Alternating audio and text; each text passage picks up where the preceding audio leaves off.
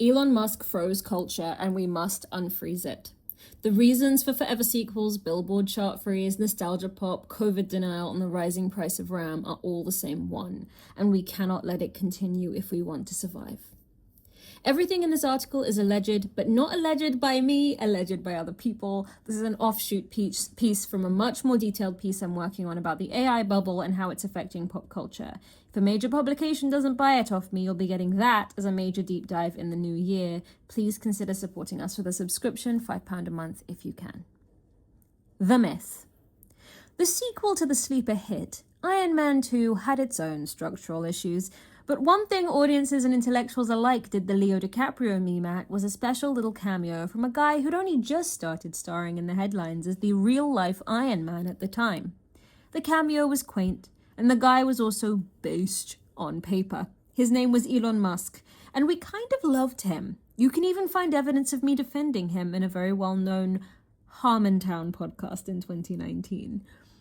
Much of what we believed to be false at that time was actually relatively factual. He didn't buy Tesla from underneath the owners, they'd barely developed the patents when he boarded the company, and he had indeed built an app that got subsumed into PayPal, so he showed at least some technical know-how once upon a time back when his brain wasn't cooked on K, allegedly. His dad owned a diamond mine or something, but it was a bit of a flop, apparently. I don't recommend the Source podcast that I linked in the article here, as they've gotten a lot wrong in the past, but their two-parter on the Musk biography is solid. I'm referencing If Books Could Kill. In the Obama era, he was seen as kind of a hippie for doubling down on a green future we all said we wanted, but no one was making any moves toward.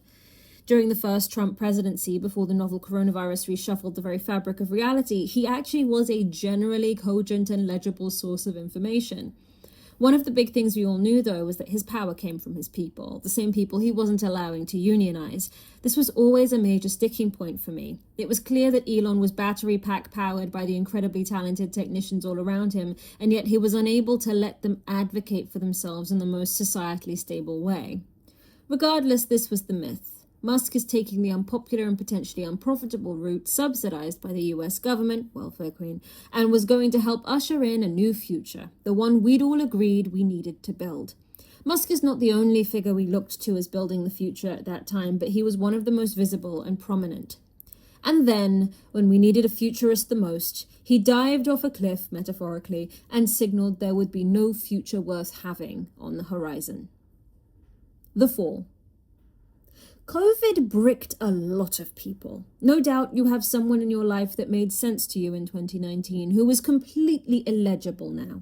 Whether that's due to them falling down the alt-right pipeline, or the eugenics pipeline, or the not political valley, or the it's not that deep hard shoulder, or the escapism roundabout, there were a lot of ways people coped with this international incident.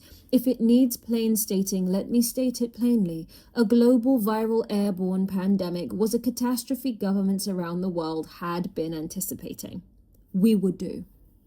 What we were not prepared for was reality TV star and 80s personality Donald Trump being the president of the United States and therefore the head of state most in charge of the global response. I still contend that with adequate US leadership, COVID could have been drastically less deadly and potentially could have been contained to the cities most exposed to the spread from China at the time. With a few stately press conferences from the Oval and a science-first instead of behavior-first approach, major powers could have saved the lives of millions and the health of millions more.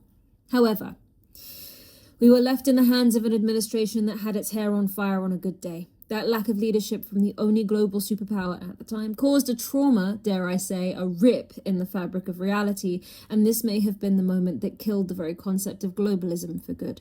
That rip, caused by everyone learning at once the fundamental fear and dread of being completely alone, inspired very different chemical responses and reactions from each individual on Earth. If I may, I encourage you to ask yourself what your reaction was, and if you're comfortable with the ways the global COVID response changed you. This was the main event that turned me against Elon. Prior to this, I had tempered my skepticism of him with hope, and genuinely thought he was someone worth listening to. However, almost immediately, Elon's reaction to COVID signaled his overarching hyper-capitalist dis-ease with silence. With his factories unable to operate under lockdown mandates, he spiraled. Without the raring noise of go, go, go, his brain broke apart into shreds like a vinyl glove in acetone. This was only accelerated by the acquisition of Twitter, which he promptly drove into the ground, proving he'd potentially never actually been intelligent enough to predict or build a future in the first place. This is the era of Elon we see today, and it's the most hopeless version of a futurist we could possibly imagine. I don't need to recount his antics, you've witnessed them. Now, the future he seems to be building in public is white supremacist, AI-driven, anti-worker, anti-environmentalist, and most importantly, inevitable.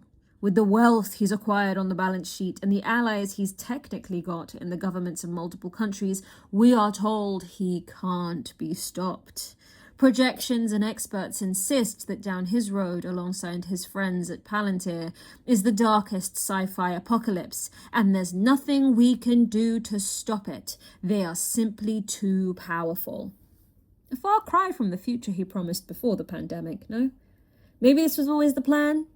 But, pun intended, now that the masks are off, and all the futurists seem to be doomers insistent that 20% chance of destruction of all things is worth it for a chance at utopia, and, quote, they're going to die either way, we're frozen. The economy has frozen for many reasons. The vision of the future is bad. Everyone who wanted to build the future is high on something, allegedly, and fundamentally don't believe in a future either. Even our politics is regressive and conservative. Everything has stopped. The people we tasked with building a future, being progressive, have given up, going full accelerationist towards total destruction with the hope they can offload all that hard thinking to an artificial general intelligence that maybe won't kill us and potentially might never even exist. Culturally, as artists and creators, what are we meant to do with that? There's been 2 major wealth transfers in the last 20 years from everyone else to the super wealthy, 2008 and now 2020-ish. We don't even have the financial resources to build the future in their stead. They do. They've hoarded it. We can't vote them out. They're not elected. We can't protest. We can't boycott. We can't vote with our feet. They own everything. This is hopeless, right? Our future has been handed to a bunch of people who don't believe there is a future. Okay, then what? The freeze. Time to numb. Escapism, anybody? We were bad enough about this before COVID, running away from real life and ignoring politics, kind of how we got here in the first place. But oh my lord, y'all have gotten so much worse. Rat Summer was happening during the US elections, and I remember how many times my friends were trying to engage people in political thought and getting met with the overwhelmed warriors who just wanted to escape and have a good time. They deserved a Brat Summer, a Renaissance Summer, an Eras Summer, or whatever summer as a treat, because things had gotten so bad. They checked out, then craved to vote for Kamala Harris so they could, quote, go back to brunch. In their own ways, these types of people also believed there were no good futures, and by believing so, were making it so. This was apparent as recently as last week when I made the TikTok that inspired this piece on Maine, and people came into the comments on a video explaining how bad it is that culture is frozen into nostalgia, to explain to me that it's okay this has happened, and that we can't be surprised, because people have no hope for the future. I genuinely hate to be the bearer of bad news, but that is quite literally a skill issue. Having no hope for the future is a thought-terminating cliche easily solved by deciding to have hope for the future. Saying you have no hope is not an excuse to continue to have no hope. That's circular. If you're struggling to imagine a good future, that's because both your politicians and your favorite artists have refused to provide you the adequate imagination. Just look at how Zohran Mamdani managed it in New York. He started small at the root with the few things he knew being mayor would give him control over, and then he stayed so committed to that vision that you were forced to hope with him, if only just to join the party. This ties into the nostalgia freeze in music and culture more broadly. Nostalgia is low risk. You will always be able to make something successful in a terrible economy by making it feel like another successful thing that happened before. In a frozen economy that no one is looking to fix, this is the only realistic route an artist or even a studio can take to stay in the game and not get priced out.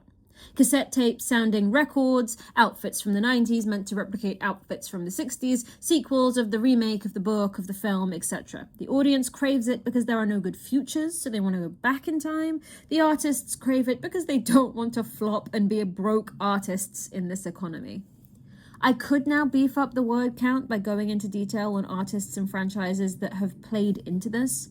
I could also talk about the effect the mass mobilization to advocate for Palestine has had on the cultural landscape. I fear that's its own piece. What I will say is that due to the algorithmic flattening of it all, it is very difficult to untie the horrors from the impulse to nostalgia. Grief often does that. Sometimes we can even give ourselves the illusion this isn't happening by picking more recent or future-forward pasts. The early 2000s was a time of massive hope for the future, so it often doesn't feel like an abandonment of hope to go back to that time. The only issue is, it's about to be 2026. The 2000s were, at minimum, 17 years ago. The future we imagined then has very little resemblance to now. I cannot stress this enough. This is what giving up looks like. It's the discharge of DMT before we die. All warm and fuzzy and beautiful, but ultimately a sign of the end. We cannot let this freeze continue. The solution. People need to get brave, get comfy with the idea of flopping, and get exponentially more weird and experimental now, with the mandate that they should be trying to create art for the future. To make art for the future, you need to know what future you want, who populates that future, and then what you want to say to that population. I think the last few artists to do this in earnest in the pop sphere were Sophie and Kay Trinata. In film, Sinners technically counts, but as a genre film set in the past, didn't really propose a future besides, we should make original films again. Spielberg looks like he might be trying. Thank God, someone has to. The new trailer for, I think it's called Disclosure Day, just dropped. It's a teaser trailer. I also think films like After Yang have been lauded for similar intentions. I think indie film is proposing far more futures than the blockbusters. It's technically a sequel, but the closest and most rousing example of a big budget film proposing not just a future, but an ethos for that future, a guiding principle outside of religion, conservatism, or some other old theory, was actually Mission Impossible: The Final Reckoning. No, I am not joking. The film was, yes, the epitome of a legacy sequel, bringing back old storylines and characters and reweaving them into yet another formulaic action film. But as true MI heads know, Mission Impossible has no allegiance to its predecessors, and the formula really helps them tell some pretty novel stories. I won't spoil a damn thing. Go and watch it. That's a film with a thesis for the future. What we owe each other, what community means, what having a sense of humanity and decency can actually cost you, and why you should pay the price anyway. I left that theater ready to make movies again, man. It was a call direct from McHugh to look to your left and right and lock arms with the people who love you and refuse to give up. In the face of absolute and complete failure, powerlessness, 10,000 to 1 odds, try anyway. The trying is the only way we can hope to succeed. Reader, if you are a creative, you don't need to do anything fancy. Write your thoughts, pick up a camera and capture clips or pictures that inspire you. Document this time, catalog it. Then, in the pieces you grasp, try and find what a good future would mean for you. Don't let the doomers get you down or limit your scope. Don't let them make it all seem hopeless. Dream big. Dream so big, we beat the bastards.